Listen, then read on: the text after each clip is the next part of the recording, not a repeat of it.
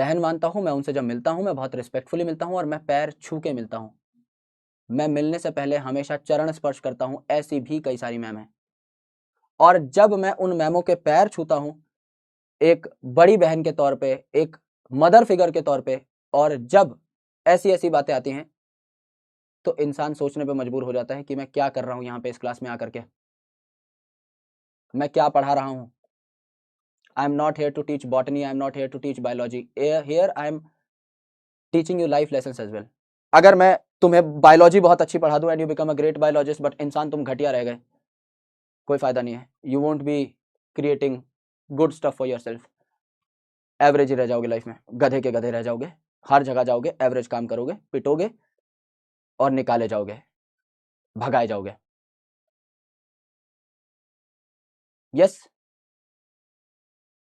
किसी भी महिला के बारे में 4 बार सोचे कुछ बोलने से पहले। पुरुष के बारे में भी सोचें, लेकिन मैं अपनी तरफ से तुम्हें वो फ्रीडम दे सकता हूं कि मेरा नाम बिंदास कहीं भी यूज करो, मुझे फर्क नहीं पड़ता, because I am a zen गाय।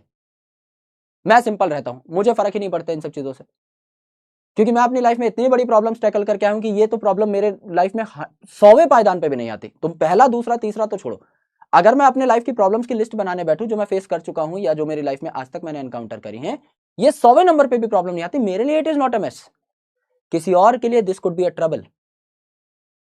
उसके दायरे में आके सोचा करो चीजें। यस,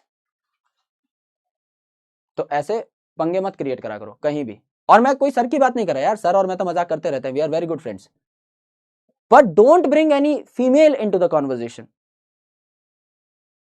हर चीज को थोड़ा सा नाप के किया करो भाई लाइफ में, राइट? महिलाओं का सम्मान मेरे लिए बहुत जरूरी है, मेरा मैं दाव पे लगा सकता हूं, मेरी क्लास में ये ना हो बेहतर है ना? बाकी आपको जो करना है करो, देखो करने वाले गधे तो करेंगे ही, मैं उन्हें रोकना भी नहीं चाहता। मैं उन बच्चों को कह रहा हूं, मेरे उन भाई बहनों को कह रहा हूं जो कि मेरे साथ कनेक्टेड हैं, जो मेरी बात सुनते हैं, जो मेरी बात समझते हैं, मैं उनकी बात कर रहा हूं।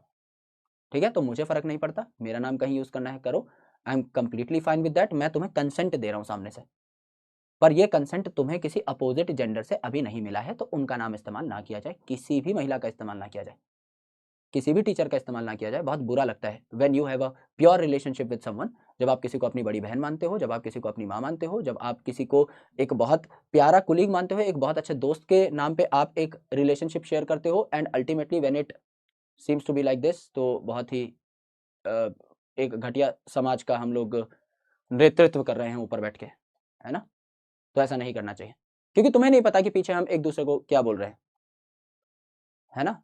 हम एक sibling type of relationship share कर रहे हैं, भाई बहन टाइप ऑफ, तुम्हें नहीं पता, राइट?